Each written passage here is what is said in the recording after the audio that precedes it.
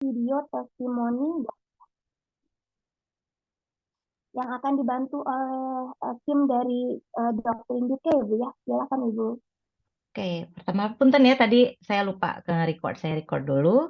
Dan kedua kita pengumuman juga saya lupa menyebutkan bahwa kita mungkin akan extend ya dari jadwal sebelumnya. Jadi mohon stay with us. Dan sekarang saya akan memutarkan video testimoni ya dari anak-anak yang sekolah di sini. Mari kita screen dulu. Jadinya lagi ada kerjaan di Bekasi, cene belum pulang-pulang.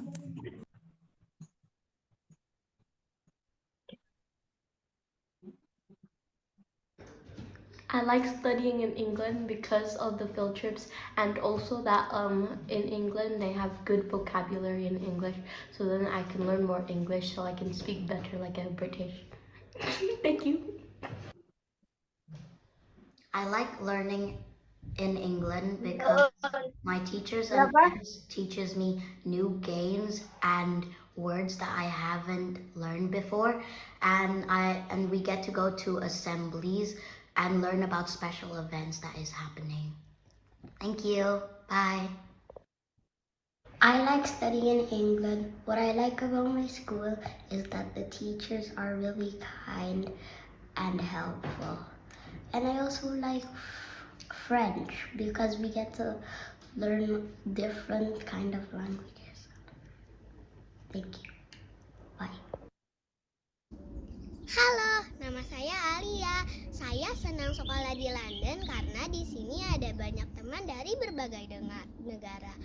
Di sini juga pelajarannya juga seru sekali seperti kerajinan tangan.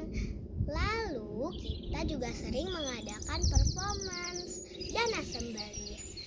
Dan di sini playground-nya juga luas. Dadah! Saya Muhammad Nofal Hairi. Saya sekolah di Rosebank Primary School Year 6.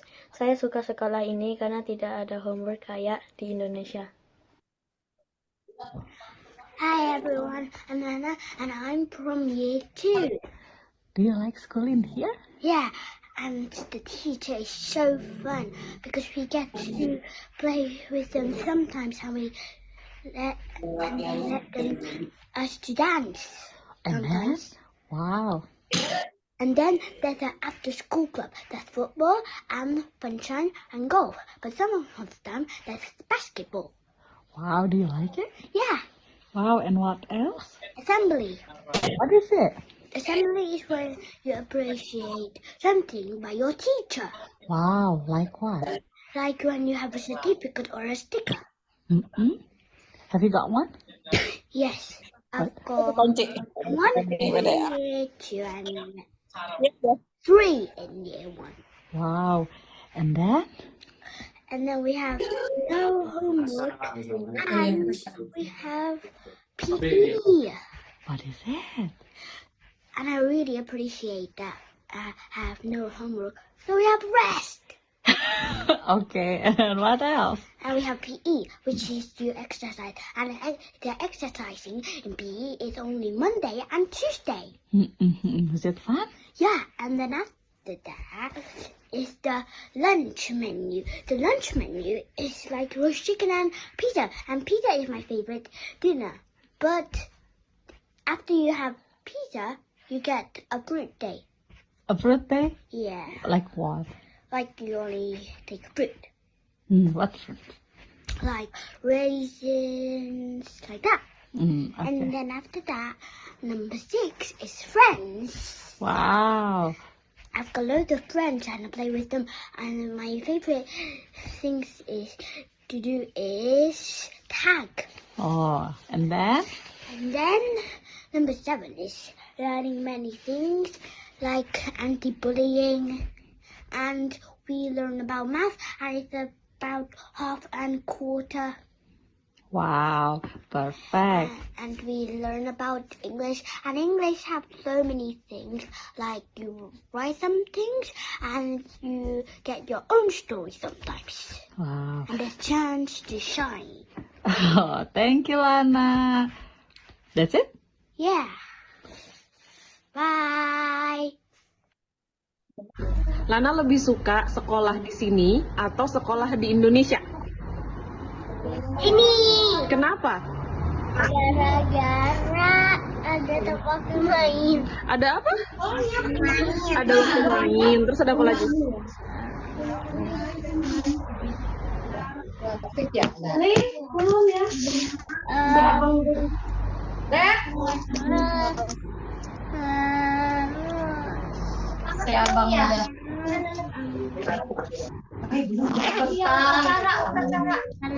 Sayur-sayuran.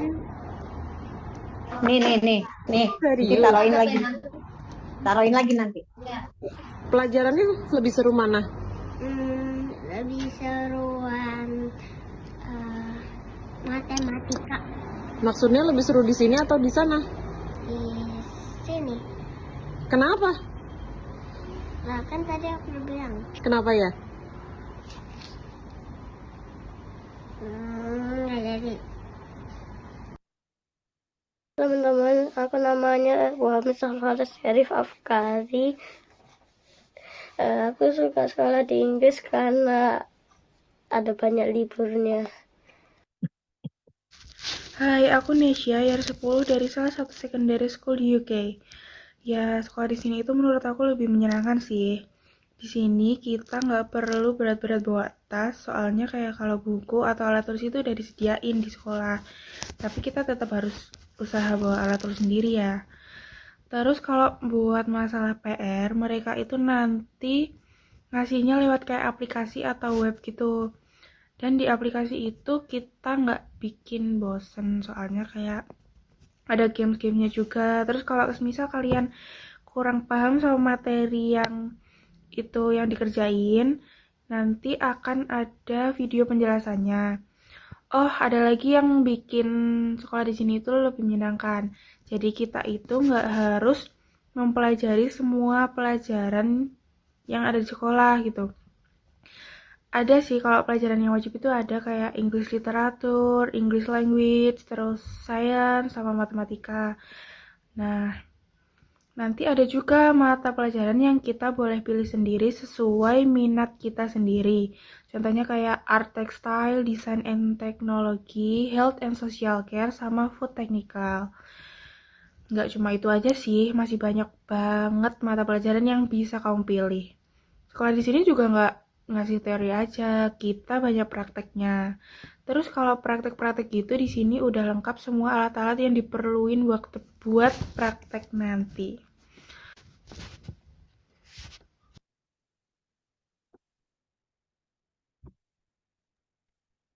Oke, thank you Bu Korni. Menarik sekali ya tadi ya. Ada beberapa yang saya agak highlight nih sekarang. Kayak katanya lebih menyenangkan karena tidak ada PR gitu ya, karena banyak game dan lain sebagainya. Dan tadi adik kita yang kelas 10 katanya sudah bisa memilih pelajaran yang mereka minati. Mungkin beberapa bisa diadaptasikan di sistem pembelajaran di kita ya. Ada beberapa yang memang sudah agak mirip, tapi pasti ada yang menarik dan akan bisa kita ambil nih.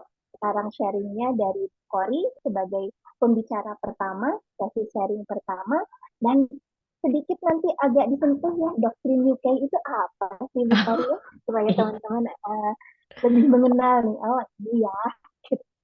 Baik, seperti yang sudah saya sampaikan, sekarang adalah sesi sharing pertama yang akan disampaikan oleh Ibu Kori. Silakan Ibu.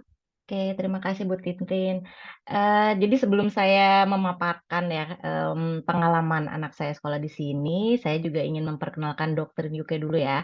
Jadi Doktrin UK ini adalah satu organisasi yang mewadahi mahasiswa PhD di UK, juga alumninya, dan kami itu memiliki tujuan untuk terkoneksi ya satu sama lain, lalu berkolaborasi seperti yang kita lakukan saat ini ya. Jadi kita berkolaborasi dengan kelas kreatif, lalu juga kami berharap bisa berkontribusi nantinya untuk Indonesia gitu. Jadi walaupun kami di sini, tapi ada hal yang bisa kami lakukan untuk negeri tercinta kita ya. Dan untuk hari ini yaitu memperingati Hari Pendidikan Nasional, kita ingin berbagi praktik-praktik baik ya yang kita temuin di sini, dan semoga bisa menjadi inspirasi gitu ya untuk teman-teman semua. Eh, Lalu setelah itu sekarang saya ingin memaparkan ya. Jadi pemaparan saya ini tentang pengalaman anak saya. Anak saya sekolah di sini. Saya izin share screen ya.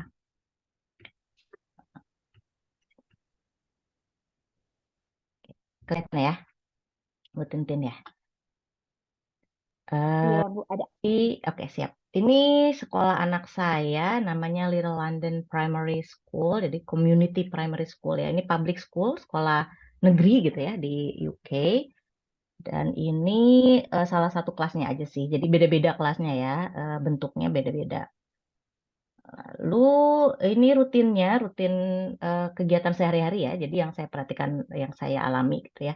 Jadi jam 8.45 itu gerbang sekolah dibuka. Ini setelah pandemik ya. Dulu ketika pandemik berbeda, tapi ini rutin sebelum dan sesudah pandemik. Jadi ada guru-guru yang berdiri di gerbang sekolah menyapa kami ya dan anak-anak dengan ramah gitu ya. Selamat pagi gitu kan. Lalu kalau sudah kita antar anak-anak ke kelas, kita pulang, orang tua pulang, lalu guru juga mengucapkan tadi selamat tinggal, see you later, have a good day gitu. Nah, lalu jam 8.45 ini kan anak-anak udah mulai masuk nih, tapi kelas belum dimulai. Jadi sambil menunggu, anak-anak boleh membaca buku yang sudah disiapkan di kelas atau sambil memeriksa pekerjaan rumah yang belum selesai atau yang harus dikumpulkan pada saat itu gitu. Ini pekerjaan rumahnya tidak dikerjain di rumah ya, tapi pekerjaan yang kemarin gitu. Pekerjaan yang kemarin yang mereka harus dilanjut di saat ini itu mereka periksa kembali. Lalu jam 9 itu udah mulai pelajaran sampai, maaf ya tadi saya baru klarifikasi, ternyata jam 10.30 itu mereka ada break 15 menit. Lalu 10.30, 10.45 mereka kembali lagi ke pelajaran. Dan mohon maaf sekali ya Ibu, ini sebelum saya tadi tanya ke sekolah gitu ya, jadi berbeda sedikit dari yang saya tulis di sini. Jam 11.30 itu mereka makan siang ya, makan siang dan istirahatnya cuma sampai 45 menit saja. Setelah itu mereka masuk lagi. Lalu untuk anak-anak di Key Stage 1 itu dari reception kelas 1 dan kelas 2, itu ada break lagi 15 menit, tapi untuk yang di Key Stage 2 yang dari kelas 3 sampai kelas 6 tidak ada break lagi. Jadi sampai 3.15. 3.15 kami para orang tua datang menjemput dan bertemu dengan gurunya langsung gitu ya untuk transaksi penyerahan kembali anak-anak sambil membicarakan jika ada hal istimewa yang terjadi pada hari itu. Hal istimewanya maupun hal baik atau kurang baik. Misalnya ada anak jatuh gitu ya. Dan nanti dikasih tahu sama gurunya sekaligus dikasih selebaran apa yang sudah dilakukan sekolah atas kejadian tersebut. Yang baiknya misalnya anaknya tadinya tidak mau berusaha atas satu materi, tapi hari ini dia berusaha gitu ya. Jadi diberitahukan kepada orang tuanya pada saat itu juga. Ini rutinnya. Lalu untuk tadi dibicarakan anak-anak ada school meals ya. Sebetulnya untuk Key Stage 1 itu gratis untuk kelas reception sampai kelas 2. Untuk kelas 3 sampai kelas 6 itu berbayar. Tapi boleh juga kita bawa sendiri lunch box itu dari rumah. Ini bentuk apa ya, contoh makanannya ya. Lalu tadi disebutin juga sama anak-anak ada assembly. Assembly tadi saya tanya juga apa sih assembly meetings itu ya. Jadi assembly itu mereka semua kelas dari Key Stage 1 sampai Key Stage 2 berkumpul di satu hall. Lalu untuk ada 2 hari ya di hari Rabu itu mereka cuma nyanyi-nyanyi. Jadi ada guru musik yang mainin piano lalu mereka nyanyi-nyanyi gitu. Lalu di hari Jumatnya tadi yang dibilang Lana ada penyerahan apresiasi ya, sertifikat, stiker atau apapun pada saat assembly itu dan biasanya itu di hari Jumat. Dan untuk mata pelajarannya ini saya sekilas saja ya karena Bu Tintin punten di timer ya, saya lupa ini untuk men-timernya. Takutnya kebablasan. Ini untuk contoh saja ya, ini di year 4, ini jenis mata pelajarannya nih ada English gitu ya, ada matematika, science, sejarah, history, geography, art and design, ada DT, design and technology, music, computing, PE itu olahraga ya, physical education, lalu RE, religious education, ada PSHE, ini personal, social, health and economic education, Lalu di sini juga belajar French. Jadi kalau di Inggris pembelajaran bahasa kedua ya, bahasa lainnya itu beda-beda ya. Kalau di sini di Little London French, ada juga yang mempelajari Spanish gitu. Kalau anak saya belajarnya French. Lalu untuk praktik pembelajarannya, jenis-jenisnya ya, jadi ada mereka tadi disebutkan di kurikulum juga, mereka membuat project, ini beberapa project yang anak saya lakukan. Kalau topiknya tentang Viking, misalnya waktu itu mereka belajar shield-nya gitu ya. Ini kemarin waktu belajar tentang apa ya, ada Thor gitu ya, belajar bikin hammernya gitu. Ini sambil dikaitkan dengan tadi mata pelajaran yang ada di kurikulum. Ini untuk project DT ya, DT and Science, bikin moving vehicle.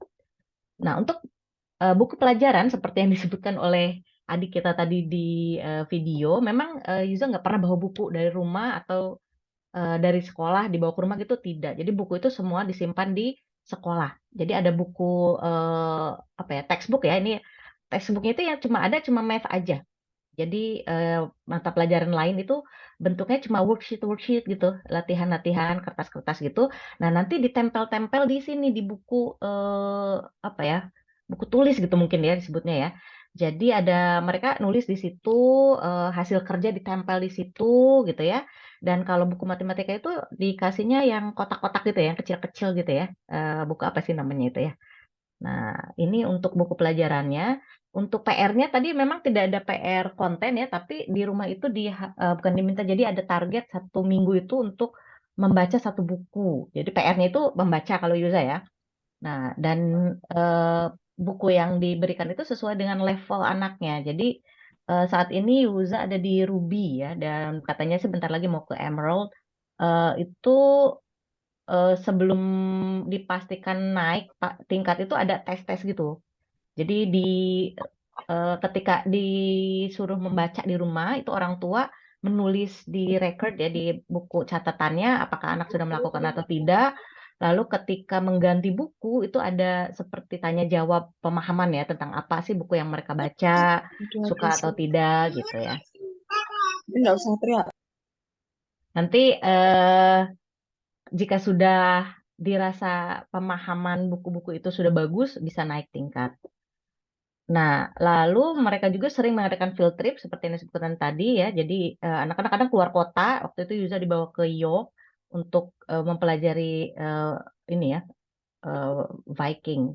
Dan juga di sekolahnya Yuza itu di encourage untuk mampu bekerja sama ya, collaborate seperti dokter ini ya. Tapi ini bedanya yang saya rasakan ya, ini tidak di rumah gitu. Jadi di sekolah tidak ada PR kerjasama di luar sekolah.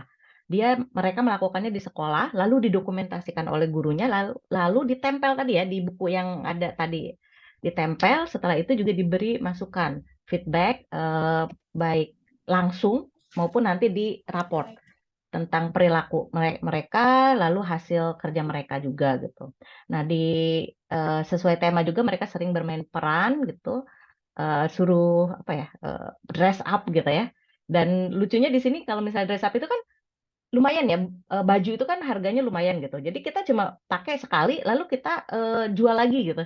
Jadi ada circle yang nanti, anakku lagi temanya ini nih, ada yang jual bajunya enggak gitu ya. Jadi akhirnya dapat harga yang murah karena kayak kita juga cuma pakai sekali doang sebetulnya. Lalu ini tadi penghargaan-penghargaan yang di assembly itu ya yang diberikan. Jadi kalau saya lihat sih sebenarnya ini cuma hal-hal sepele lah kayak misalnya datang lebih awal atau 100% kehadiran atau bersikap baik di hari itu gitu ya. Jadi awardnya tuh yang enggak yang juara 1 mengerjakan soal-soal ini enggak juga gitu. Tapi ini kayak Geography Genius ini maksudnya apa sih gitu. Ternyata tadinya Yuza tuh geografinya kurang gitu. Tapi pas seminggu itu dia menunjukkan adanya peningkatan. Jadi akhirnya dikasih Geography Genius ini gitu kan. Nah, terus untuk ini ya penilaian tadi feedback ya, ada rubrik-rubrik di dalam bukunya itu ada rubrik-rubrik. Jadi untuk mereka self evaluasi sendiri, apakah mereka bisa melakukan ini itu. Lalu ada juga target yang mereka harus capai. Jadi ada di bukunya. Mereka harus tahu target apa dan mereka harus bisa mengevaluasi diri mereka sendiri. Lalu ada outdoor activities tentu saja, terutama untuk yang Key Stage 1. Key Stage 2 juga ada, cuma tidak terlalu sebanyak seperti Key Stage 1. Nah, ini untuk perayaan-perayaan juga seperti Idul Fitri gitu ya, apalagi Easter, Christmas, terus ada yang paling rutin juga ada Black History Month gitu. Biasanya mereka mencari satu tokoh dari orang kulit hitam lalu menceritakan kembali kenapa tokoh itu penting untuk dunia. Lalu ada juga World Book Day. Biasanya kita mendekorasi potato ya, mendekorasi kentang jadi tokoh di salah satu buku gitu. Ini contoh-contoh hasil karyanya. Lalu ketika mau mulai kelas juga, mulai tahun akademik kita biasanya get together lalu kita pesta yang fun-fun gitu ya. Ini salah satu contoh praktik yang dikerjakan Yuza ya, yang menurut saya contoh baik gitu ya, praktik baik. Ketika topiknya adalah fair trade. Ya, fair trade. Ini awalnya di bukunya itu mereka belajar bahasa Inggrisnya ya, kelas bahasa mata pelajaran bahasa Inggrisnya itu mereka mempelajari kosakata baru, kata-kata baru, lalu membuat kalimat gitu ya berdasarkan gambar yang ada. Lalu mereka mempelajari tentang coklat. Coklat itu tumbuhan coklat gitu ya, diproduksinya di mana. Dan Yuza tuh suka banget ketika disebutkan salah satunya Indonesia gitu ya, Kalimantan. Jadi mereka diberikan map lalu diwarnai. Lalu setelah itu dikasih PR kecil. PR-nya itu cuma mencari logo fair trade di produk yang ada di rumah. Jadi kalau ada produk apa yang ada fair trade-nya nanti besok diceritakan di sekolah gitu ya. Nah, kebetulan kan coklat ya, semuanya ini pasti berhubungan dengan coklat. Jadi cari contohnya salah satunya adalah yang ini ya, Cadbury, ada juga coklat bubuk gitu ya. Dan Yuza langsung, oh ini nih, ini. Tomorrow I'll tell my friends about this gitu. Lalu mereka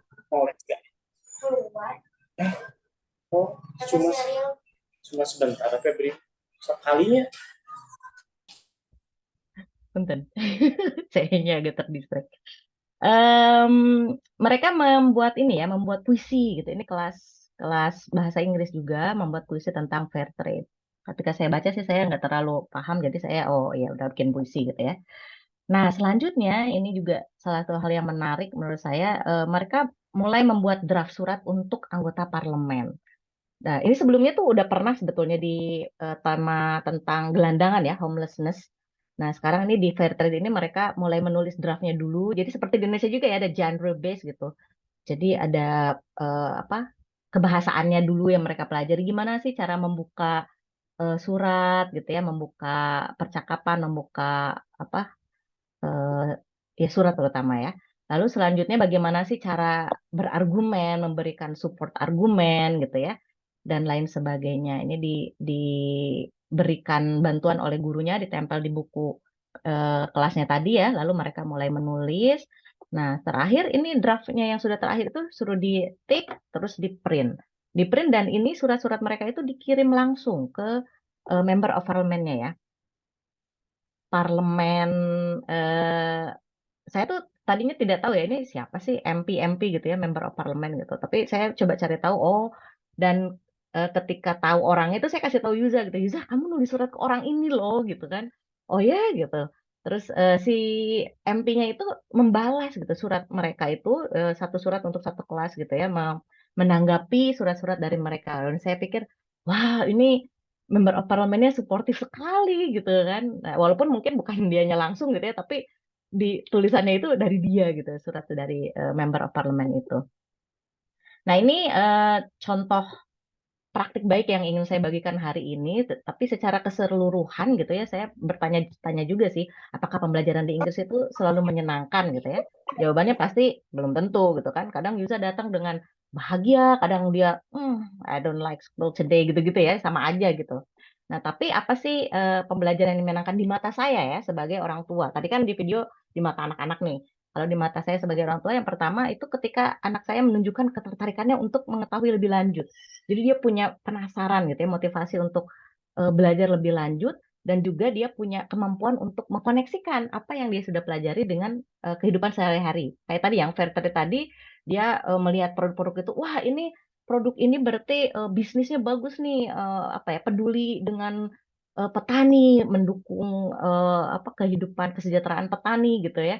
Jadi dia, mami harus beli produk yang ada logo fair trade-nya gitu kan. Jadi saya lihatnya, oh oke.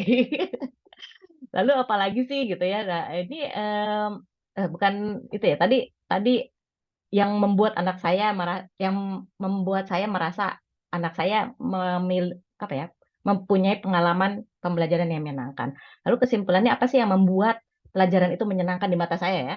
Yang pertama itu ketika dia memiliki kekuasaan untuk berpikir kritis dan kreatif gitu kan. Dia kalau misalnya tanya tadi fair trade, emang kenapa sih harus fair trade?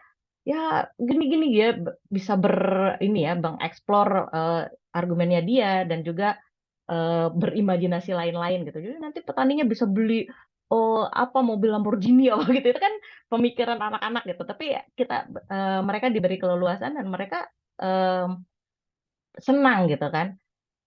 Terus juga ketika anak-anak ini diberikan arahan ya, kenapa apa sih yang mereka sedang pelajari, kenapa mereka harus mempelajari itu juga membuat pembelajaran itu menyenangkan.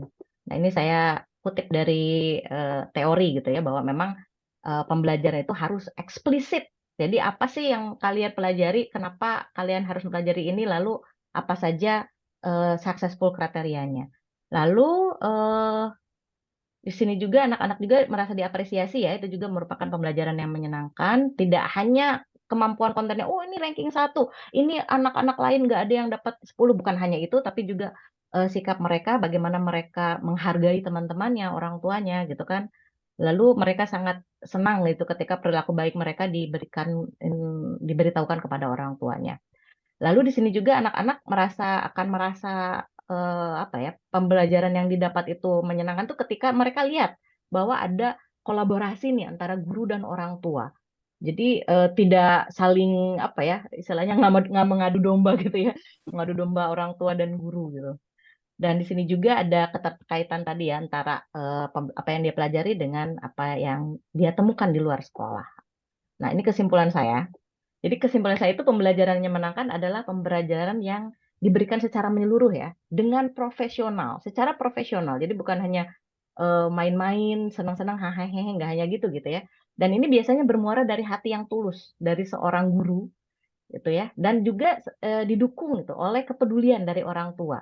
Jadi si anak ini akhirnya tumbuh kecintaan untuk belajar. Ini sih yang saya simpulkan ya.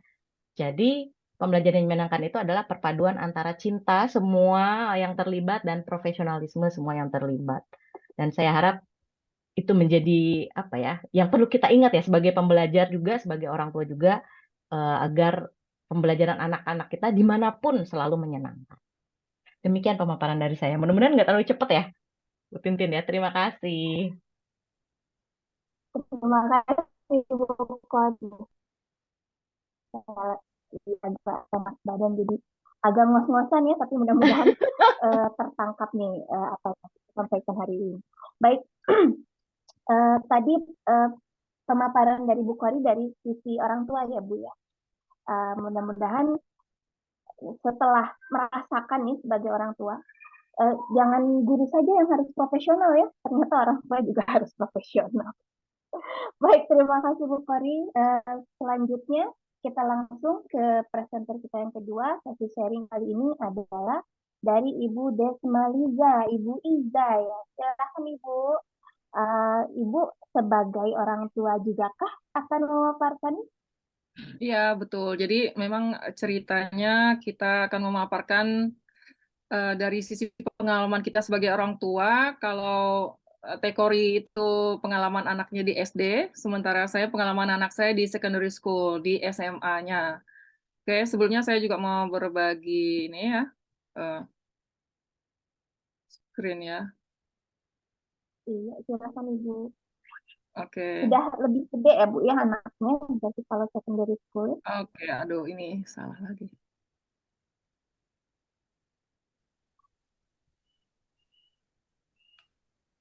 Oke, kemudian. Ya, sudah ada Ibu. Oke, ya baiklah. Assalamualaikum warahmatullahi wabarakatuh. Ibu-ibu, bapak-bapak, teman-teman sekalian, di sini saya Iza. Saya adalah mahasiswa PhD ya di University of Manchester di kota Manchester, dan ini sudah tahun keempat saya. Kebetulan saya membawa anak saya 2 tahun terakhir ini. Jadi di sini saya mau berbagi pengalaman anak saya yang pertama, yaitu Azka, yang dia sempat merasakan di kelas 9 dari sejak tahun 2021, dan kemudian sekarang dia sudah di kelas 10 dari bulan September tahun kemarin. Jadi semoga pengalaman saya sebagai parents ya, sebagai orang tua dan anak saya bisa menjadi tambahan informasi bagi Bapak Ibu sekalian. Nah, oke. Nah, jadi ini adalah Manchester Academy High School, tempat anak saya belajar dalam 2 tahun terakhir. Lumayan besar ya sekolahnya.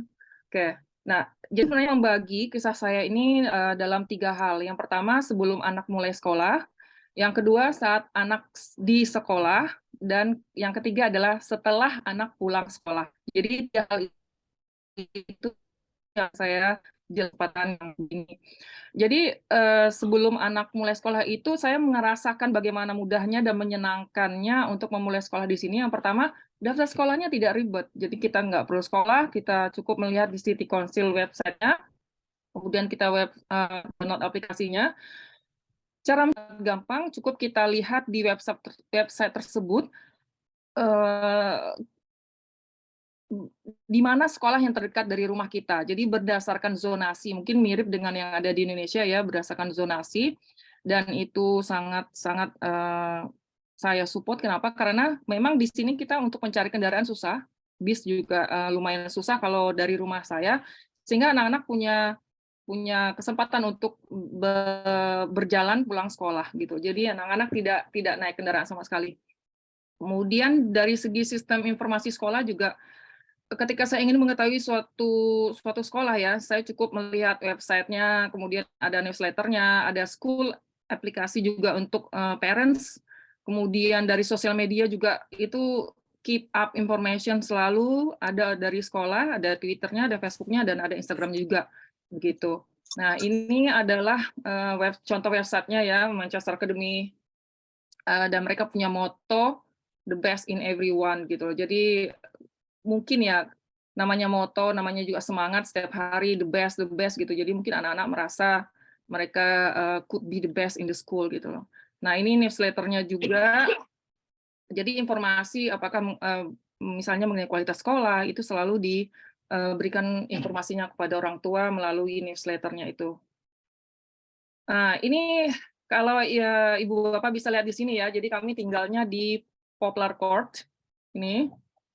Jadi anak saya itu, Aska cukup jalan 15 menit, kalau dia masuknya selalu jam 8.30. Jadi dari rumah itu, dia benar-benar yang strict itu jam 8.15. Jadi sekolah di Inggris ini, masuk tuh jam 8.30. Jadi nggak terlalu cepat lah ya, anak-anak bisa santai dulu di rumah, bisa sarapan dan sebagainya. Jadi dari rumah dia jam 8.15, nah tank sampai di Manchester Academy itu jam 8.30.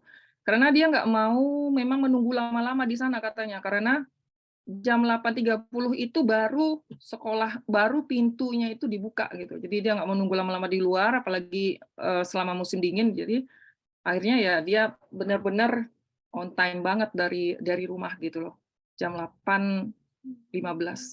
Nah ini dilihat dari map ya, dan ini benar loh, ini 15 menit itu jalan kaki. Kemudian yang saya sukai juga bahwa kebetulan anak saya yang kedua, Iski, itu akan sekolah juga di Manchester Academy bulan September nanti, dan itu ternyata ada transition school juga untuk anak-anak yang akan sekolah di Manchester Academy. Saya kebetulan sudah mengikuti New Parents Information Evening waktu bulan Maret kemarin, tanggal 15. Kita udah datang sekolah bersama anak-anak, kemudian kenalan sama kepala sekolahnya. Kemudian sudah melakukan Easter School juga, Iskinya kemarin. Saya tinggalkan dari jam 1 sampai jam 3. Nah, mungkin biasa ini ada Summer School, dan baru setelah itu bisa mulai sekolah. Jadi saya merasa sekolah di sini cukup menyenangkan ya, karena ada transisinya dari anak SD ke anak menuju SMP, sekolah baru. Itu mereka sudah dikenalkan seperti apa sekolah baru itu nantinya, sedikit demi sedikit gitu loh. Jadi saya nanti mungkin kalau Easter School-nya cuma beberapa jam, Summer School ini mungkin akan lebih lama gitu. Ini mengenai transisi school ya.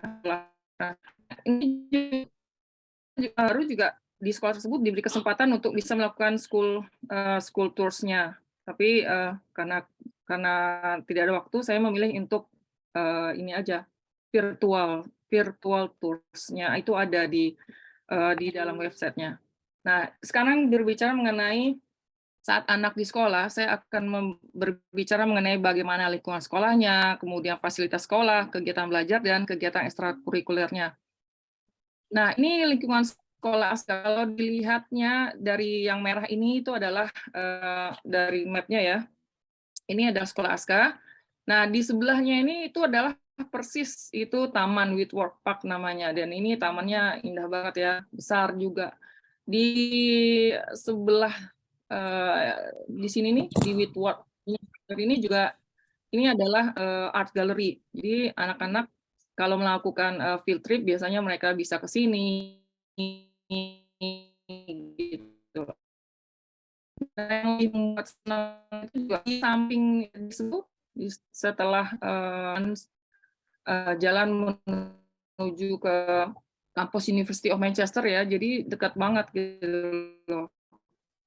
Jadi lingkungan sekolahnya ini sangat mendukung ya, karena ada tempat untuk parknya, terus ada museumnya, ada juga university-nya gitu. Jadi memang benar-benar menurut saya sangat strategis sekali gitu. Dan saya pertama kali waktu di Manchester Academy ini ada acara kalau nggak salah Kibar Gathering ya tahun 2019, kita masuk ke dalam sekolahnya. Kita berkumpul di hall-nya itu besar banget. Nah, di situ saya mulai merasa bahwa anak saya harus sekolah di sini. Ternyata alhamdulillah kesampaian ya. Gitu. Nah, ini fasilitasnya itu lumayan lengkap menurut saya, kecuali mungkin nggak ada kolam renangnya gitu loh. Tapi yang lain misalnya ini di sini ada kelas besarnya dan juga sesuai mata pelajarannya. Jadi di sini sistemnya itu moving class gitu. Kemudian buku pelajaran ada library-nya seperti tadi ya, yang di video tadi. Kebetulan anak saya nggak mau di videoin, jadi dia cuma mau bercerita aja gitu. Jadi informasi saya dapatkan selain dari cerita anak, pengalaman anak saya tanyain, saya juga mendapatkan informasi dari websitenya, dari yang saya katakan tadi itu ya, dari Twitter atau Instagramnya segala macam. Nah, jadi di situ bisa dilihat ini lapangan olahraganya luas, dan ini ternyata disewakan loh untuk masyarakat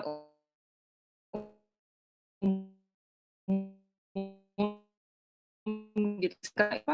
Lead 3G pitch, artinya bahwa bisa dipakai untuk malam hari nih lapangan bolanya gitu. Ada lampu-lampu yang sangat terang gitu loh, sehingga bisa digunakan oleh masyarakat yang mau menyewa gitu. Kemudian ada dance studionya juga, ada sarana olahraga maupun yang tidak olahraga lainnya. Selain itu ada kantin bersihnya, dan juga ada free meal bagi yang mengajukan. Alhamdulillah kebetulan saya mengajukan untuk anak saya ya. Awal-awal itu dia minta duit pada saya setiap minggunya sekitar 10-15 pound sterling. Tapi kemudian setelah dapat free meal itu alhamdulillah ya saya nggak perlu lagi ngasih uang setiap minggu untuk anak. Itu yang buat mungkin menyenangkan bagi orang tua ya. Wah, enak banget sekolah di sini. Anak-anak dapat makanan gratis gitu loh. Ini di secondary school ya. Kalau di SD seperti yang dikatakan oleh Mbak Kori tadi, kelas 3 ke atas itu sudah harus bayar atau boleh bawa sendiri. Tapi anak saya anak cowok ya nggak mau bawa apa-apa ke sekolah gitu loh. Kalau memang sekolahnya sudah menyediakan semua, kenapa harus bawa tas gitu, kecuali untuk PE. Nah, ini kegiatan belajarnya, jadi masuk jam 8.30 sampai jam 3 sore. Jadi benar sekali tadi yang ada di video tadi anak kelas 10 ya, sama dengan anak saya. Jadi ke sekolah itu mereka nggak perlu bawa tas, kecuali kalau ada olahraga atau PE ini, jadi nggak perlu bawa lain lagi kecuali baju olahraganya. Kemudian mereka nggak perlu bawa tas, sehingga curhatnya ya nggak bikin sakit punggung, jadi nggak bikin lelah juga. Jadi anak-anak pergi ke sekolah itu benar-benar santuy kalau orang sekarang bilang ya.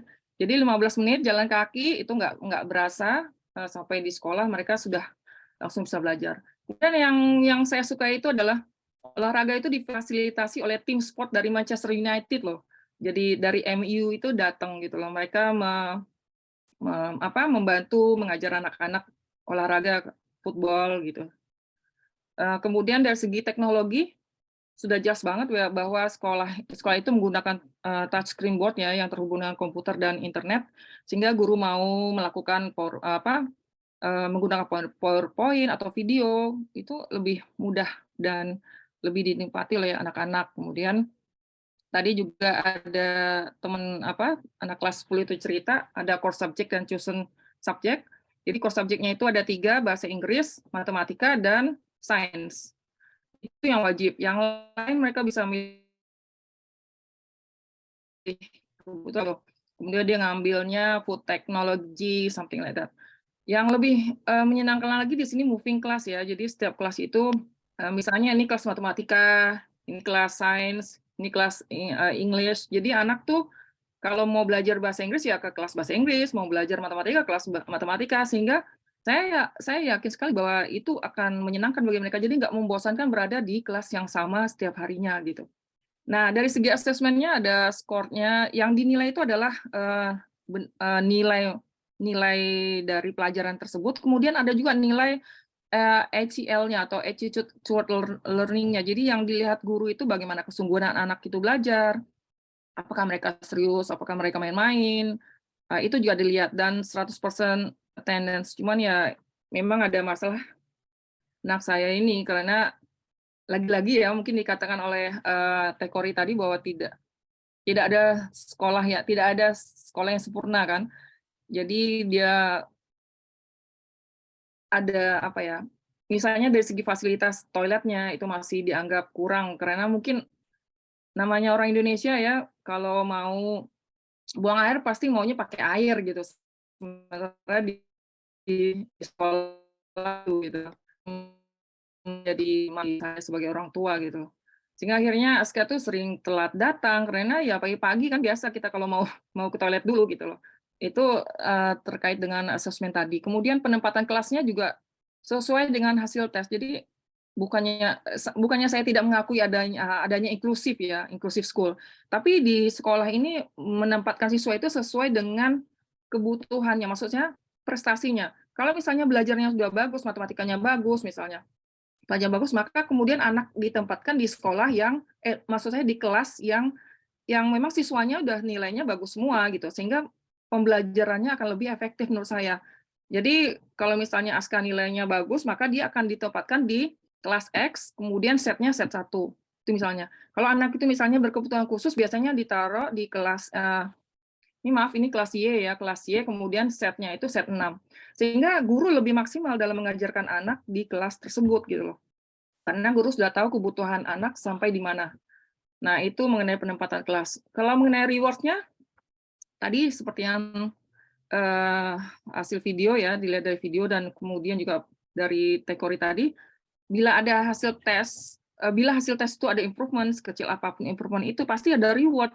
Misalnya anak dapat sertifikat, kemudian dapat coklat, dapat permen, bahkan anak-anak itu ada yang dapat Amazon voucher ya, biasanya itu setiap term-nya gitu loh. Jadi itu yang mungkin membuat pembelajaran itu lebih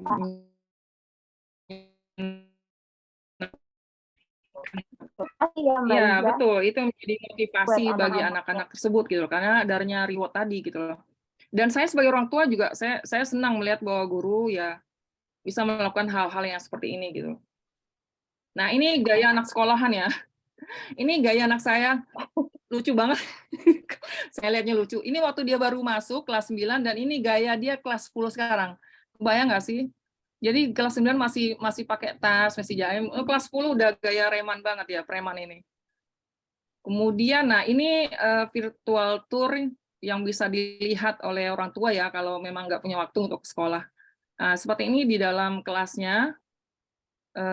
Kemudian, nah ini contoh kelas berdasarkan tema tadi. Nah, kalau ini kelas sains, ini ada smart board-nya ya, di sini guru bisa menulis dengan menggunakan smart pen gitu. Dan yang di bawah ini adalah kelas math. Nah, jadi benar-benar kelas tersebut dirancang ya sesuai dengan tema pembelajarannya apa gitu. Oke, dan ini kalau tadi kegiatan pembelajarannya sekarang ini ada kegiatan ekstrakurikulernya dan itu banyak banget dan after school ya dari jam 3 sampai jam 4. Jadi ada yang sport, ada yang non-sport. Kalau anak-anak mau sport, mereka bisa milih football, badminton, basket, baseball, dan baseball, dan trampolin, dan lain-lain lah. Mereka bisa pilih gitu. Nah, kalau yang non-sportnya ada chess club, ada coding, ada astronomi, ada food tech-nya tadi, ada art club-nya, ada drone club ya, ada construction club, ada language club juga, ada dan ini kalau ini kebetulan kelas ini ya, kelas coding club ini. Sekarang ini Aska dia milihnya chess club. Dia suka chess. Mbak Iza, 1 Oke menit ya. lagi ya. Jadi ini kegiatan lain-lainnya ada field trips-nya. Terakhir anak saya waktu itu ke ini ya, ke Liverpool. Kemudian ada festival juga, ada Thames Days ya, sama seperti di SD ya. Ada cultural day-nya juga gitu. Jadi ini hampir sama lah dengan yang ada di primary. Nah, yang perlu saya ini kan beritahu lagi bahwa setelah anak pulang sekolah itu ternyata ada PR-nya dan itu menggunakan aplikasi Seneca khusus untuk sains dan Sparks untuk math-nya. Kemudian ada pemberitahuan dari sekolah untuk orang tua, ya anaknya udah ngerjakan, itu akan dikasih tahu. Jadi orang tua bisa memonitor perkembangan aktivitas anaknya lewat kelas chat itu. Terus ya ini contohnya ya. Jadi ini contoh misalnya nih Aska belum mengerjakan math. Jadi dikasih tahu ini email dari Manchester Academy-nya. Nah, ini di aplikasi Spark-nya seperti ini. Kemudian juga ini yang Seneca, ada juga ini informasinya. Seneca-nya misalnya due-nya tuh tanggal 24 April nih udah overdue. Nah, ini skor-skor yang didapat anak setelah mengerjakan PR online tersebut. Nah, ini aplikasi untuk parents, jadi di sini mencakup ada laporan absennya, kehadiran, ada school diary-nya, sama school information-nya, seperti itu.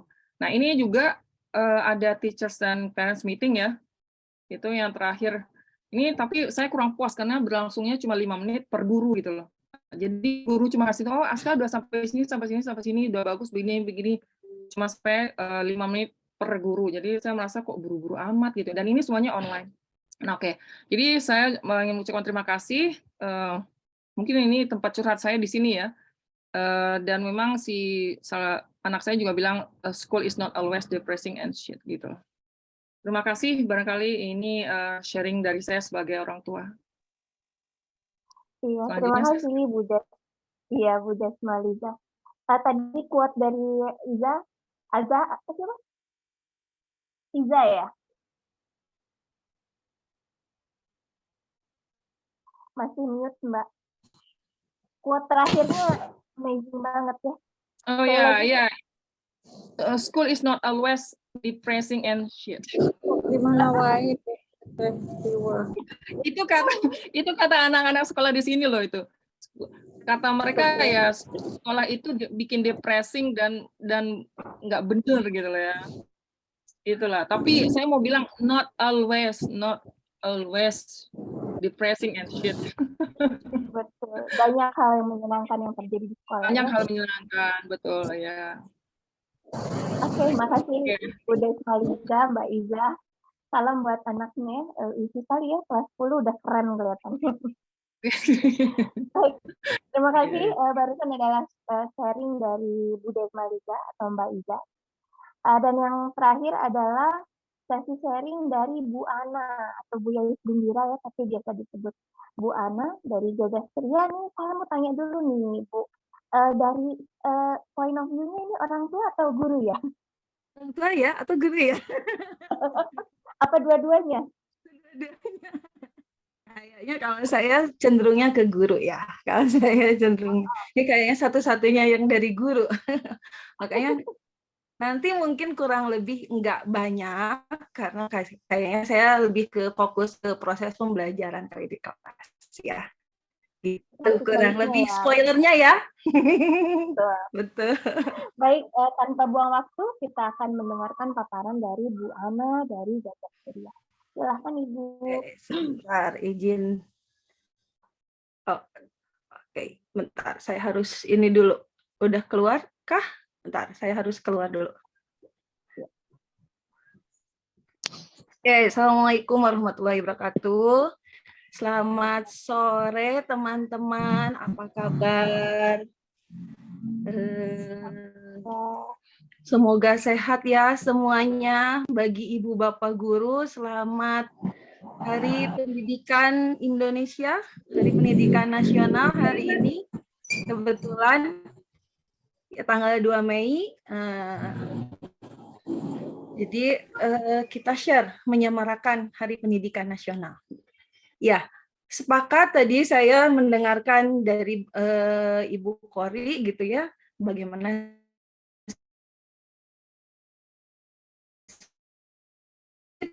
pembelajaran yang kami lakukan di sekolah di Gagas Ceria gitu ya.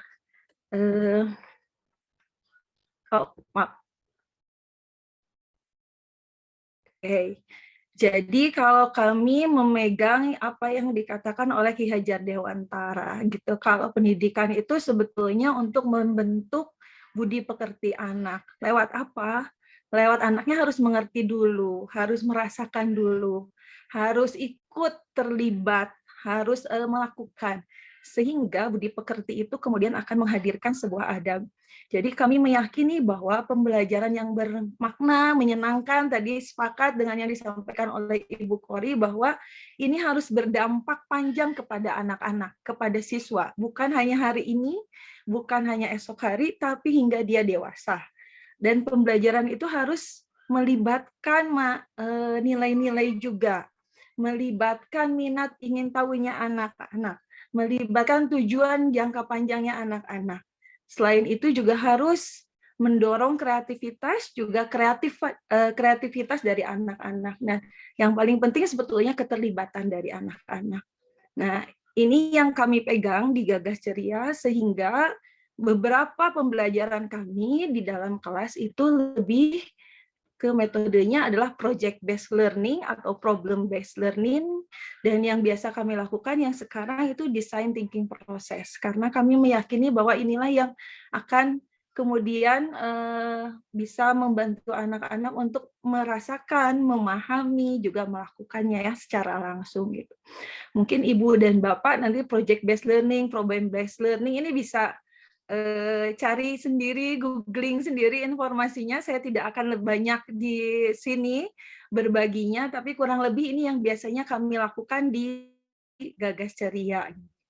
Nah, dari metode-metode ini sebetulnya kata kuncinya adalah satu gitu. Kata kuncinya adalah kita harus mengembalikan bahwa pendidikan itu harus ke fitrahnya anak. Sepakat dengan yang disampaikan dari Bu Kori tadi, fitrahnya anak tuh apa sih minat ingin tahunya.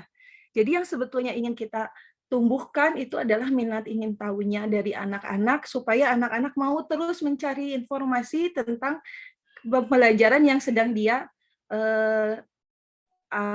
lakukan gitu hari ini gitu ya. Ini anak-anak sendiri yang harus terdorong, bukan ibu gurunya yang mendorong, tapi anak-anaknya harus terdorong gitu. Nah, kuncinya ibu gurunya yang harus atau bapak gurunya yang harus bagaimana menumbuhkan minat ingin tahu anak gitu. Dari pengalaman saya, minat ingin tahu anak itu ternyata didorongnya oleh pertanyaan pemantik. Jadi di awal itu akan selalu banyak pertanyaan yang harus diajukan kepada anak untuk dicari tahu oleh anak. Pertanyaan pemantik ini biasanya kalau kami harus mengolah 3. Pertama, apakah itu mengolah berpikir kritisnya anak? Yang kedua, apakah itu nanti akan mengolah kemampuan anak-anak untuk mencari solusi dari sebuah masalah, kreatif menyelesaikan masalah. Yang ketiga, itu juga harus pertanyaan pemantik itu harus menggugah hati nuraninya anak-anak, menggugah kepeduliannya anak-anak gitu. Dan ini yang jadi kunci sebetulnya supaya anak-anak itu tetap harus ingin tahu, dan dia belajar, cinta terhadap belajar itu muncul dari minat ingin tahunya. Bagaimana sih caranya gitu? Nah, kalau di kami ini share hanya sedikit aja karena kemarin tuh kan apa yang mau di-share ya? Nah, ini yang beberapa dari kegiatan yang kami lakukan di Gagas Ceria. Yang pertama itu Pekan Budaya Jawa Barat. Pekan Budaya Jawa Barat ini biasanya dilakukan satu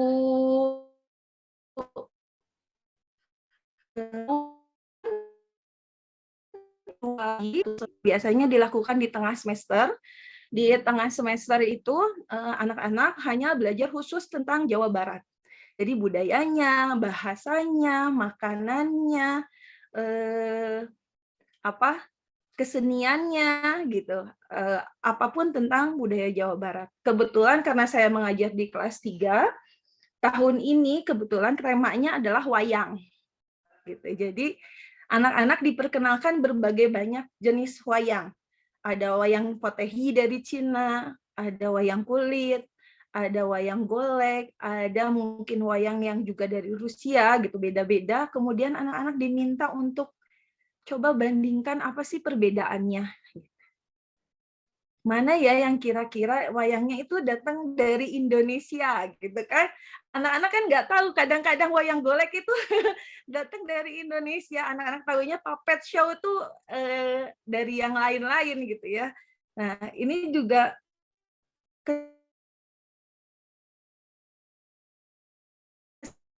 kesempatan kepada khususnya di Bandung. Nah, kemudian setelah anak-anak ini cari tahu sendiri informasinya.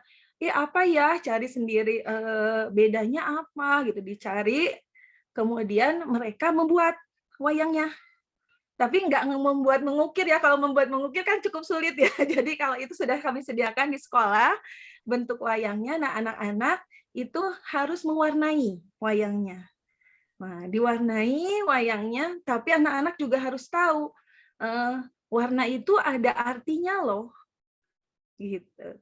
Nggak sembarangan. Ada putih itu berarti simbol kebaikan. Itu harus cari tahu sendiri anak-anaknya, sehingga ketika anak-anak membuat wayang itu sudah tahu. Saya mau memilih tokohnya seperti ini dengan karakter seperti ini, warnanya akan seperti ini, gitu. Kemudian setelah itu anak-anak menjahit sendiri, membuat bajunya. Bajunya sederhana, tidak yang menjahit sangat sulit gitu, hanya dijelujur saja anak-anak, kebetulan karena sudah belajar juga. Jadi membuat baju dari wayangnya, dan terakhir kalau tadi disampaikan ada assembly. Assembly itu jadi kayak penampilan. Karena setiap level itu berbeda, misalnya dari level 1 sampai level 6 itu beda temanya. Kebetulan kalau kelas 3 temanya wayang, sehingga yang ditampilkan itu adalah pertunjukan wayang. Jadi anak-anak memainkan dengan dalang, seperti dalang sendiri di hadapan teman-temannya dari kelas 1 sampai kelas 6. Gitu, di akhir pekan. Gitu. Jadi anak-anak belajar seperti ini. Nah, ini bergerak kegiatannya tidak hanya di kelas, karena ini anak-anak pasti ada di ruang seni, ada di ruang karya loka cipta, nanti harus mencari informasi juga, bertanya kepada narasumber gitu kan. Ini banyak hal yang mereka lakukan, dan ini cukup menyenangkan buat anak-anak gitu. Dan ini yang paling penting kalau menurut kami, ini juga mengajarkan kerja keras ya ke anak-anak gitu. Karena sulit juga kan untuk anak kelas 3 menjahit, mewarnai dengan detail gitu. Nah, ini yang paling penting sih sebetulnya. Ini salah satu yang kami lakukan di Gagas Ceria. Yang kedua adalah GSW. GSW ini Gagas Ceria Special Week. Gagas Ceria Special Week itu biasanya dilakukan 1 tahun 2 kali, sama seperti PBJ. Kalau PBJ itu di pertengahan, kalau GSW ini di akhir semester. Kalau dulu mungkin kita kenal porak atau por seni kali ya, di akhir semester gitu, yang lomba-lomba olahraga gitu. Nah, kalau kami di Gagas Ceria itu menamakannya GSW.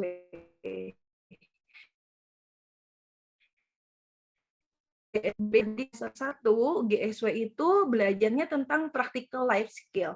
Practical life skill itu jadi anak-anak belajar menjahit, belajar pertukangan, mungkin tuh anak kelas 3 ya, anak kelas 1, kelas 2 mungkin belajar menalikan sepatu sendiri, mengancingkan baju, menyiapkan sarapan, menyiapkan kebutuhannya sehari-hari gitu, melipat baju gitu. Kalau kelas 4, 5, 6 ini sudah belajar tentang entrepreneurship. Jadi kewirausahaan. dia belajarnya tentang bagaimana cara berdagang sebetulnya, bagaimana membuat proposal yang baik, kemudian menghasilkan kualitas barang yang baik sehingga orang-orang bisa tertarik untuk membeli. Kelas 4, 5, 6 mungkin di semester 1 seperti itu. Di semester 2, nah semua hal yang didapatkan oleh anak-anak di semester 1 itu diaplikasikan. Di semester 2, GSP-nya lebih kepada bagaimana menanamkan kepedulian sosial kepada anak-anak. Jadi biasanya kami akan, para gurunya akan melihat dulu kira-kira adakah di sekitar kami, misalnya kegiatan, adakah bencana alam yang mungkin kami bisa bantu, atau sekolah-sekolah yang memang perlu bantuan dari kami, atau apapun, misalnya lingkungan yang kurang bersih atau apa, kemudian anak-anak diminta mengamati sebetulnya. Ini jadi jalan-jalan, anak-anak berkunjung, gitu. Jadi anak-anak jalan langsung. Ini kalau ini dalam hal ini tahun 2019 waktu itu kebetulan ada banjir cukup besar di daerah dekat Bandung, gitu. Jadi anak-anak datang ke sana, mewawancarai penduduk yang ada di sana, mewawancarai teman-teman sekolahnya, apa yang dibutuhkan untuk mereka gitu, apa yang perlu kami siapkan gitu. Nah, kemudian anak-anak kembali ke sekolah. Ketika anak-anak kembali ke sekolah, kelas 4, 5, 6 itu membuat sebuah event, merancang kegiatannya sendiri. Jadi mereka merancang waktu itu, wah kayaknya kita harus buat bazar dan konser amal gitu. Jadi anak-anak sendiri nanti yang akan menuat proposalnya, kemudian mengajukan ke pihak sekolah. Nanti pihak sekolah akan memberi semacam masukan atau saran gitu, kemudian akan seperti apa bentuknya, boleh. Kemudian adik kelas 1 sampai kelas 6 karena sudah belajar sesuai dengan pembelajarannya ya. Mungkin kelas 1 belajarnya karena baru menyiapkan sarapan, jadi jualannya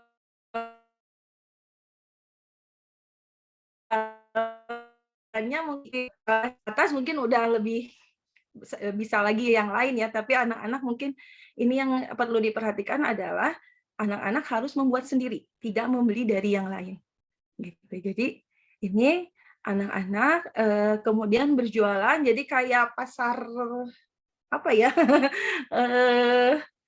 seperti itulah ya gitu. Di sekolah ini orang tua juga diundang, pihak dari luar juga diundang, jadi ini untuk umum.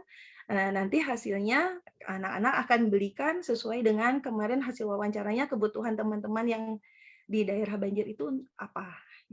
Nah, ini yang dilakukan oleh anak-anak. Ini yang betulnya event ya, tahunan gitu ya.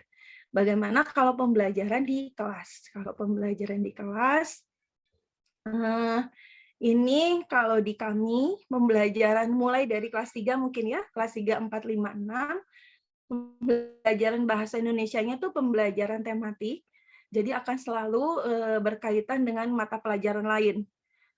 Dengan IPA, dengan IPS, sains, sosial, kemudian PPKN, agama, kadang-kadang kami juga bisa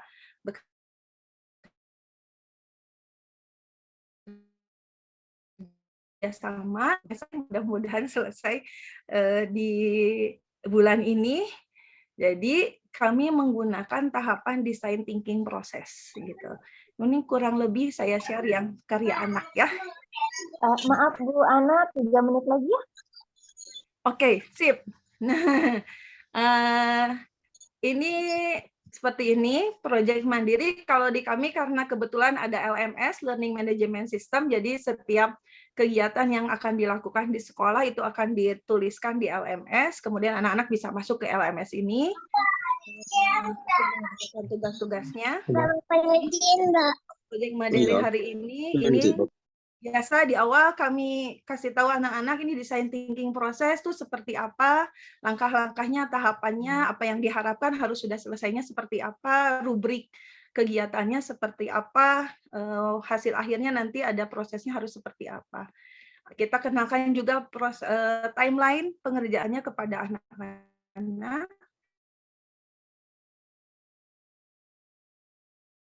Kami melihat selama ini kan baru masuk lagi. Nah, ini ceritanya tentang Bapak catering. Jadi kalau di sekolah kami makan siang itu memang ada catering sekolah. Nah, karena masa pandemi, catering sekolahnya itu harus di kelas. Kalau dulu kan di kantin. Dan masalahnya kalau di kelas itu berarti si Bapak catering harus nganterin tuh dari lantai 1 sampai ke lantai 3. Nah, anak-anak diajak bagaimana kita merasakan sebetulnya apa yang Bapak catering rasakan. Kemudian ini ada pertanyaan-pertanyaan pemantik. Setelah itu yuk kita cari solusinya apa yang bisa kita bantu gitu ya ke Bapak catering. Itu seperti itu kurang lebih. Terakhir mungkin dari saya perlihatkan sebuah video dari anak-anak ya. Sebentar. Saya stop share dulu. Iya, sambil menunggu video dari Bu Ana, silakan teman-teman yang bertanya jangan saya juga boleh menuliskan di kolom chat ya. Dan di kolom chat juga sudah ada tautan untuk door prize. Nanti Bapak Ibu yang mengisi Google Form diharapkan untuk menuliskan apa saja sih yang bisa dipetik dari pertemuan kita hari ini. Silakan Bu Ana, sudah ada? Ya, yuk, siap. Ini yang terakhir anak. Oke.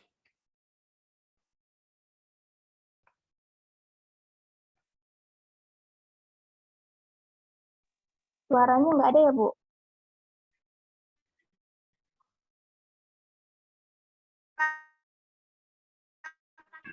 Nggak ada suaranya? Belum ada. Oh, bentar. Oh, harus stop share dulu.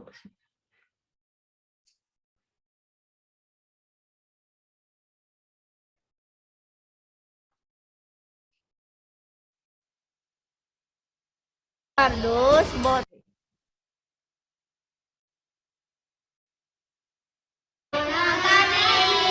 Malia, Atar, Atawa, Mira. Hari ini lagi bikin proyek apa nih? Katrol buat Bapak catering biar gak kecapean. Ke kardus, botol, tali. Rencananya talinya di tengah, bisa naik tempatnya buat makanannya sama kuat talinya.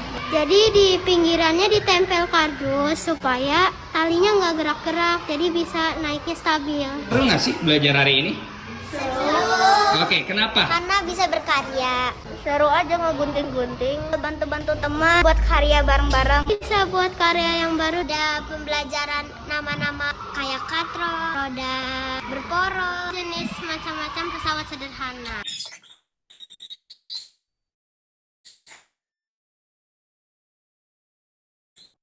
Terima kasih teman-teman. Terima kasih Bu Ana, seru sekali ya. Mereka belajar berempati, juga sekaligus belajar sains ya, belajar cara menyampaikan, jadi betul-betul tematik pembelajaran. Baik, terima kasih sharingnya Bu Ana. Kita akan lanjut ke sesi Q&A dulu ya teman-teman. Sudah ada pertanyaan di kolom chat, saya bacakan dulu. Ada dari Pak Eko Hadi Kurniawan, apa perbedaan mendasar pendidikan di Indo dan di luar? Mungkin boleh dijawab oleh Bu Kori atau Bu Desmarisa ya, karena sudah tahu secara langsung merasakan pengalamannya sebagai orang tua juga, bisa membandingkan mungkin. Boleh oleh Bu Kori atau Ibu Desmarisa. Silakan Ibu. Oke, saya Bu dulu Kori ya. mungkin dulu ya. Boleh. Kalau perbedaan mendasar sih yang saya lihat ya, yang pertama itu adalah anak-anak tuh lebih bebas gitu. Ini pengalaman saya aja ya, karena sebenarnya pendidikan di Indonesia juga beragam kan, tergantung sekolahnya. Kalau sekolah internasional mungkin beda lagi gitu ya. Cuma kalau saya merasakan di sini anak-anak tuh lebih memiliki suara untuk berpendapat. Lalu juga anak-anak tuh anak-anak tuh well-being anak-anak tuh menjadi hal yang penting sekali untuk sekolah. Jadi kalau anak-anak anak-anak gimana ya, sekolah itu tidak akan tinggal diam ketika anak-anaknya terlihat murung gitu ya, terlihat malas gitu. Jadi memang well-being itulah. Anak-anak juga diberikan apa ya, awareness bahwa well-being mereka itu penting. Lalu yang jadi ini saya kasih highlight yang entah bagus atau kurang baik gitu ya. Salah satunya adalah pengetahuan mereka tentang perbedaan itu juga di emphasize ya. Jadi misalnya tentang perbedaan kepercayaan di religious education tadi ya, di agama itu informasi dari agama-agama yang berbeda itu mereka dikasih tahu. Jadi misalnya tempat-tempat beribadah agama-agama lain juga dikasih tahu dan tidak ada, jadi sekolah tidak memihak ke salah satu agama tertentu gitu. Lalu juga tentang pelangi ya yang sekarang yang sedang kontroversial itu juga anak-anak dikasih tahu gitu. Jadi mereka lebih diberikan keleluasaan untuk mengetahui perbedaan dan untuk bisa menentukan sikap mereka sendiri tanpa didoktrin oleh sekolah. Itu sih yang bisa saya pikirkan sekarang ya. Mungkin Kak Za bisa menambahkan. Ya, Silakan, jadi Bu Desmali. kalau saya karena kebetulan saya kan sudah melakukan penelitian ya di sekolah secondary school juga di Indonesia dan udah wawancara gurunya bahkan. Jadi dan juga udah observasi gitu ya. Kebetulan sekolah Islam, sekolah negeri ya, sekolah Islam negeri. Nah, kalau saya bandingkan dengan di UK ya, di Manchester ini kalau saya lihat pertama dari segi fasilitas tuh udah jelas beda ya. Teknologinya juga lebih bagus di sini, itu satu. Yang kedua dari segi, karena kebetulan saya juga melakukan penelitian tentang critical thinking skills. Jadi kalau di sini itu memang benar-benar yang berbeda. Kebetulan juga kemarin saya mewawancarai bukan hanya anak saya, bukan hanya Aska, tapi juga saya mewawancarai temannya yang perempuan ya, yang sama-sama kelas 10. Jadi dia juga bercerita, Aska itu dia bilang suka mengajukan pertanyaan yang nyeleneh, yang nggak disangka oleh guru gitu. Tapi oleh gurunya ternyata disikapi dengan bagus gitu, dengan baik. Dia tetap diberikan kesempatan bertanya dan benar-benar difasilitasi, diberikan kesempatan ya untuk bicara gitu loh. Sementara kalau saya wawancarai siswa di Indonesia kemarin ya itu mungkin kasuistik ya. Itu mereka bilang pertama guru nggak punya waktu untuk menjawab pertanyaan siswa gitu. Jadi apalagi masa pandemik ya, tidak ada di grup, kalau ada bertanya itu bahkan dari oleh guru. Sebenarnya mereka untuk menulis atau berbicara lagi. Itu dari segi critical thinking skill tadi. Jadi benar-benar siswa itu berikan untuk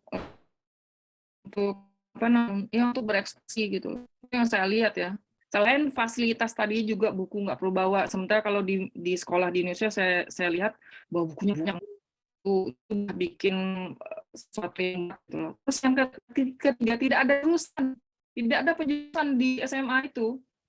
Jadi siswa benar-benar bebas memilih mereka maunya kemana gitu loh. Karena banyak sekali mungkin yang di video ada core subject, ada chosen subject. Jadi bisa milih pelajaran apa yang mereka minati dan karena kelasnya banyak, jadi ada kelas bahasa Spanyol, kelas bahasa Prancis, mereka bisa milih mau kemana aja gitu loh.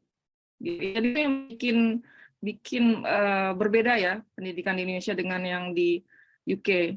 Ya lagi-lagi masalah biaya mungkin sehingga akhirnya susah mungkin bagi sekolah, apalagi sekolah negeri untuk membuat kelas-kelas yang moving, yang bergerak sesuai tema seperti itu gitu. Saya kira itu. Terima kasih. Oke, terima kasih Bu Desmalisa. Untuk tahun ini kebetulan anak saya kelas 10 sekarang tidak ada penjurusan juga Bu yang Merdeka Belajar sekarang. Jadi adanya peminatan mereka ingin kuliah di mana dibimbing oleh awal itu milih jurusan mata pelajaran yang sesuai dengan yang diinginkan. Kelas 12 sekarang juga nggak ada ya kelas 12. Penjurusannya kapan? Jadi tidak ada penjurusan mulai dari kelas 10 sekarang. Udah bagus ya. Iya. Udah bagus ya. Alhamdulillah. Mudah-mudahan. Karena saya melakukan penelitian di Indonesia kemarin itu udah jelas tuh penjurusannya dari kelas berapa? Dari kelas 10 ya? 10. Udah jelas. Jadi saya mau wawancari anak yang jurusan agama. Saya mau cari anak jurusan IPA, saya mau cari anak jurusan IPS.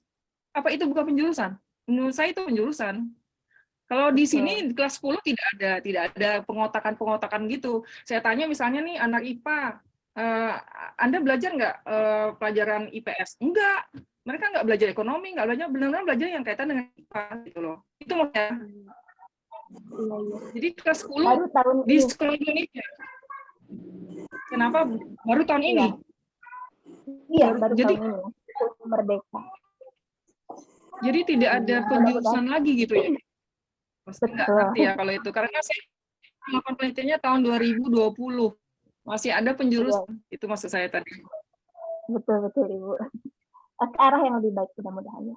Baik teman-teman, sebelum ke pertanyaan berikutnya, sebelum sinyalnya udah mulai jelek nih, Bu Kori mohon dibantu, kita akan kasih foto dulu ya. Silakan teman-teman yang bisa membuka kameranya untuk menunjukkan wajah-wajah ceria di sore hari ini supaya bisa diabadikan oleh Dr. Yike dan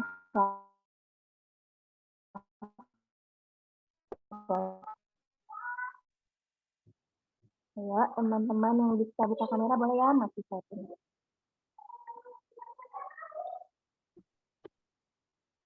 Oke, ada berapa slide Bu Kori? Berapa ini? Tiga slide. Oh, 3 slide. baik, Oke, siap untuk ya. slide pertama senyum ya teman-teman. 1, 2, 3. Oke, sudah. Boleh slide kedua. 1, 2, 3. Oke, slide terakhir ya Bu Kori ya. Ya, bentar. Ya, masih ini. 1, Yang kedua. 2, baru kedua. Oke, slide ketiga. 1, 2, 3. Iya, terima kasih teman-teman. Boleh close kamera lagi kalau sedang tanggung ya. Baik, tadi Pak Nana ya mau bertanya langsung sepertinya. Silahkan Pak Nana, boleh open mic. Masih ada Bapak? Ya, Ibu, terima kasih. Tapi kamera saya tutup ya, cuman suara saja boleh kan? Silahkan Pak. Baik, terima kasih. Assalamualaikum warahmatullahi wabarakatuh. Waalaikumsalam. Selamat Hari Pendidikan Indonesia yang mudah-mudahan makin maju, makin jaya, tidak kalah sama negeri yang lain. Amin. Terima kasih. Tadi sudah ada praktik baik dari yang pemateri pertama Ibu Kori, yang keduanya Ibu Izaya dari Indonesia yang tercinta, yaitu anak Gagasaria.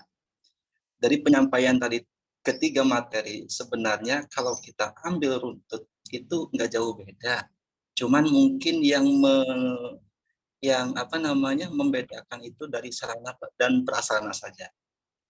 Karena di kita sudah sekarang menganut ke ini, pembelajaran berdiferensiasi, yaitu pembelajaran yang mengakomodir kebutuhan belajar murid, guru memfasilitasi murid sesuai dengan kebutuhannya.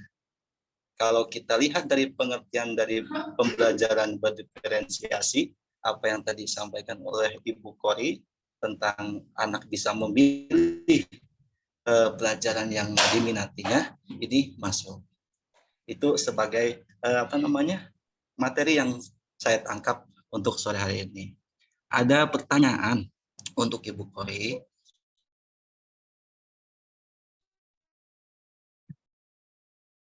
Suaranya hilang. Ibu Kori kan ada itu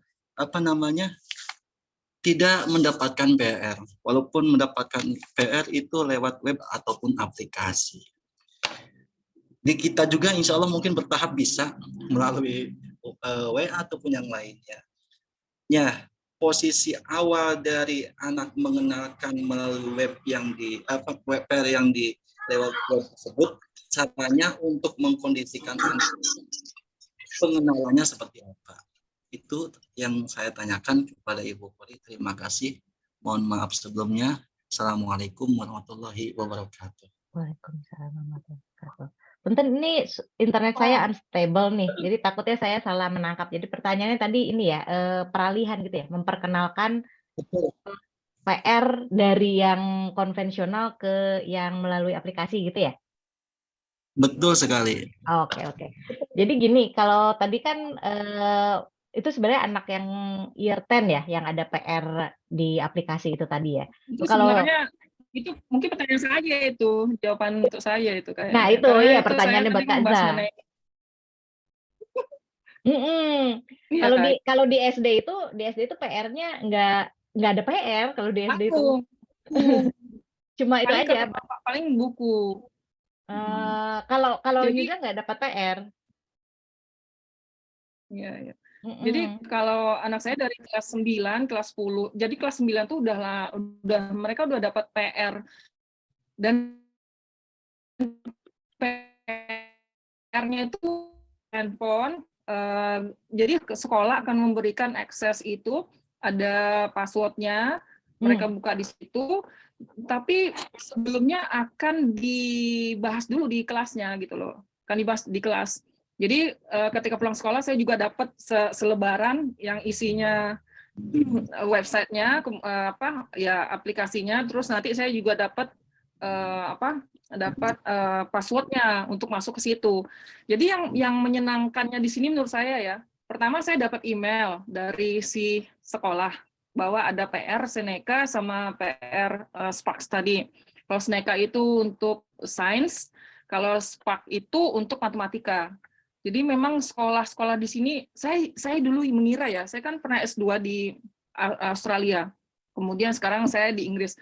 Saya mengiranya sekolah di luar negeri itu berdasarkan batas kemampuan anak, jadi benar-benar menyenangkan itu yang kalau anak nggak bisa baca ya udah gitu, biar aja anak belajar sesuai perkembangannya gitu. Pokoknya sesuai dengan teori kognitif.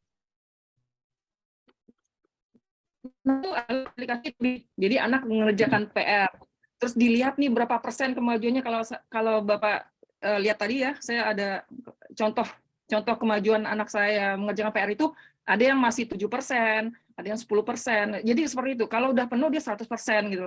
Jadi memang benar-benar diiniin oleh sekolah gitu loh, dibuat sedemikian rupa. Jadi anak mendapat informasi di sekolahnya, gurunya, nanti saya juga dapat email pemberitahuan, caranya juga dikasih tahu lewat email. Ya udah, jadi saya selama 2 tahun ini anak sekolah di situ, saya dapat pemberitahuan setiap minggu, Aska belum mengerjakan, Aska sudah mengerjakan, Aska sudah bagus gitu. Jadi selalu ada informasi seperti itu. Jadi transisinya tidak terlalu tidak terlalu tinggi gitu. Apalagi karena kebetulan anak-anak di sini udah terbiasa mungkin ya, karena online learning tadi itu gitu loh. Jadi ketika ada PR juga secara online, nggak terlalu berat bagi mereka gitu. Apalagi kayak kuis. Jadi PR-nya itu kuis, tidak ada mengisi, nggak ada gitu loh. Jadi kuis, pilihan A, B, C gitu loh. Terus mereka kalau misalnya salah, mereka masih bisa ngulang lagi. Jadi benar-benar dibuat seperti game gitu, sangat menyenangkan. Dan saya kira bagus tuh kalau misalnya sekolah di Indonesia menerapkan seperti itu, ya. Tapi lagi-lagi ya, masalah internet, masalah sinyal gitu, apalagi kalau di daerah itu sangat susah banget itu gitu. Seperti itu Pak mungkin ya penjelasan dari saya. Yang jelas saya sebagai orang tua so happy lah. Jadi anak di rumah jam 3 itu nggak main game terus, tapi mereka punya waktu untuk mengerjakan PR gitu. Seperti itu. Siap, terima kasih. Bu Tina, boleh share sedikit dari sekolah? Oh boleh, silakan Bu Ana. Kami kalau di sekolah sama, tidak ada PR, PR-nya hanya matematika dan bahasa Indonesia, dan PR-nya hanya untuk pembiasaan. Jadi pembiasaan membaca, seperti yang disampaikan oleh Ibu Kori tadi, jadi ada membaca tingkatan anak-anak, harus ada berapa buku yang harus dibaca dalam 1 semester, dalam 1 tahun. Anak-anak boleh mengerjakan kapan waktunya, menentukan sendiri, itu untuk yang bahasa. Untuk yang matematika itu berhitungnya. Gitu. Karena kebetulan sekolah kami memang menerima anak-anak yang kelas 1 yang nggak bisa baca juga nggak apa-apa gitu. Jadi itu yang harus dikejar. Nah, keterampilan dasar itulah yang kemudian jadi patokan bagi kami untuk mulai mengajarkan kepada anak-anak beralih kepada PR yang bentuknya aplikasi gitu ya, aplikasi teknologi. Jadi kelas 1, kelas 2 itu karena keterampilan dasar yang harus dikejar dari baca tulis hitung, kelas 3 juga masih sama baca tulis hitung, PR-nya kebanyakan tidak dalam aplikasi gitu. PR itu dalam bentuk tulisan. Aplikasi itu akan kami perkenalkan di kelas 3 semester 2. Jadi peralihannya mungkin di situ. Nanti kelas 4, kelas 5 sudah mulai banyak ada beberapa PR ya, tapi kebanyakan sih matematika sama bahasa Indonesia karena SD ya, kalau SD kami meyakininya keterampilan dasarnya baca tulis hitung itu yang harus kami kejar gitu ya. Begitu. Jadi kalau bisa nambahkan ya, kalau bisa Ya. nambahkan Bu, jadi saya melihat tampaknya ya PR ini benar-benar tergantung usia saya kira. Jadi anak saya kan kebetulan juga ada SD nih kelas 6 sekarang, itu dia PR-nya tidak aplikasi. PR-nya itu hanya reading, jadi memang fokusnya ke reading kayaknya, dan math, cuma 2 itu aja. Dan itu mulai dari, jadi dia diterima hari Jumat, nanti dikumpulkan hari Rabu, jadi dia punya waktu beberapa hari untuk mengerjakan itu, dan itu benar-benar nulis, tulisan kayak apa juga, pokoknya harus nulis gitu loh. Sementara untuk SMA, dari kelas 9, itu sudah aplikasi semua. Jadi tidak ada yang menulis sama sekali, benar-benar aplikasi, dan itu memang disukai oleh anak gitu loh. Seperti itu, Bu. Betul. Ya, Terima lanjut. kasih Bu Desmaliza juga tambahannya. Jadi betul-betul berdiferensiasi ya teman-teman. Teaser nih nanti sebentar lagi kelas kreatif Indonesia bekerja sama dengan British Council juga akan mengadakan webinar juga workshop ya mengenai pembelajaran berdiferensiasi. Nanti ditunggu saja, boleh di grup, boleh di sosial media kelas kreatif Indonesia untuk cara mengikutinya barangkali ya. Baik, terima kasih. Ada beberapa pertanyaan yang sudah dijawab oleh Bu Kori di chat ya. Jadi rupanya kalau tidak ada teman yang ingin bertanya, kita cukupkan sampai di sini pertemuan kita hari ini. Banyak sekali Mbak Titin, informasi. ini kayaknya ada pertanyaan deh nih di ini. Dari Bu Sunarmi Juweni nih. Mohon maaf ya, saya potong. Saya baca ke ini. Saya... Bu Sunarmi. Oh ya. Iya, apakah tidak ada orang tua yang komplain atau menolak jika ada guru yang menyampaikan hal kurang positif dari anak-anak tersebut? Sudah dijawab oleh Bu Kori ya, salah satu hal yang saya rasakan adalah komunikasi antara orang tua dan guru bersifat asertif. Silakan Bu Kori bisa dijelaskan sedikit. Oke, jadi tadi ya kembali ke profesionalisme guru gitu ya, ketika apa yang disampaikan oleh guru itu memang berdasarkan fakta, misalnya contohnya anak saya ngomong kata kasar gitu kan, terus ini anaknya tadi ngomong kata kasar, terus anaknya bilang, enggak kok saya nggak ngomong kata kasar, itu teman saya dengarnya kata kasar dan sebagainya gitu. Tapi kembali lagi ke tujuannya apa sih, kenapa orang tua guru memberitahukan itu, yaitu bahwa anak saya harus hati-hati dengan kata-kata. Jadi saya juga mikirnya, harusnya saya belakan, itu anak saya bilang, dia nggak bilang kata-kata kasar, nggak gitu kan. Tapi guru meminta saya untuk kalaupun tidak, ya nanti diingatkan bahwa hati-hati dengan kata-kata dan lain sebagainya gitu. Jadi tujuannya bukan untuk menyalahkan, tapi hanya untuk mengingatkan. Lalu pemilihan katanya juga tidak menyakitkan gitu ya, yang tidak apa ya, tadi asertif tadi ya, tidak menyalahkan salah satu pihak, menyalahkan terutama orang tua. Jadi orang tua tidak merasa disalahkan, jadi akhirnya orang tua juga, oh ya oke, saya akan bantu gitu. Jadi akhirnya komunikasi kami ya saling enak aja gitu. Kembali lagi ke respect dan profesionalisme tadi. Gitu. Mohon maaf ya buru-buru karena kita boleh. Ya, kalau saya tambahkan, Mbak Kori, sebenarnya saya juga punya pengalaman tuh dengan anak saya yang SD ini. Jadi, tapi guru itu melihat dulu, nggak langsung anak itu ketahuan berkata kotor, ada yang bilang, ada yang ngadu, dia tunggu tuh sampai beberapa hari. Kalau masih begitu, baru akhirnya saya dipanggil ke sekolah gitu. Saya pernah dipanggil setelah 3 kali Iski mengucapkan kata-kata kotor terhadap temannya gitu loh. Baru kemudian konfirmasi di depan anak, di depan orang tua, dan di depan guru. Terus berjanji untuk tidak melakukan lagi, dan alhamdulillah sekarang udah nggak pernah lagi seperti itu. Oke, jadi ada proses dulu ya Bu Iza ya, sebelum pemanggilan orang tua. Tidak menerima informasi hanya dari satu sudut saja. Baik, terima kasih Bu Iza, Bu Kori, dan Bu Ana. Sesi sharing kita hari ini sangat seru ya. kita tunggu lagi kolaborasi antara Doktrin UK dengan kelas kreatif Indonesia. Jangan lupa teman-teman sudah di-share ya link untuk door prize. Ada 2 buah buku dari Andrea Hirata dari yang disponsori oleh Doktrin UK dan kelas kreatif Indonesia. Silahkan diisi Google Form-nya dan nanti pemenang akan diumumkan di grup kelas kreatif. Baik, terima kasih Doktrin UK. Mudah-mudahan sukses terus Bu Ana di Gagas Cerianya.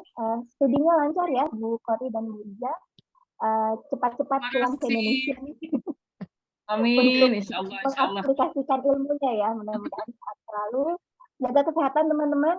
COVID belum selesai ya, karena saya juga sedang merasakan. Jadi ini agak ngos-ngosan mungkin pengaruh dari situ. Jangan lupa maskeran masih ya. Terima kasih. Kita ketemu lagi di lain waktu dan kesempatan. Terima kasih kelas kreatif, Kang Dadan, semuanya. Assalamualaikum. Iya, mohon maaf lahir batin. Iya, mohon maaf lahir batin.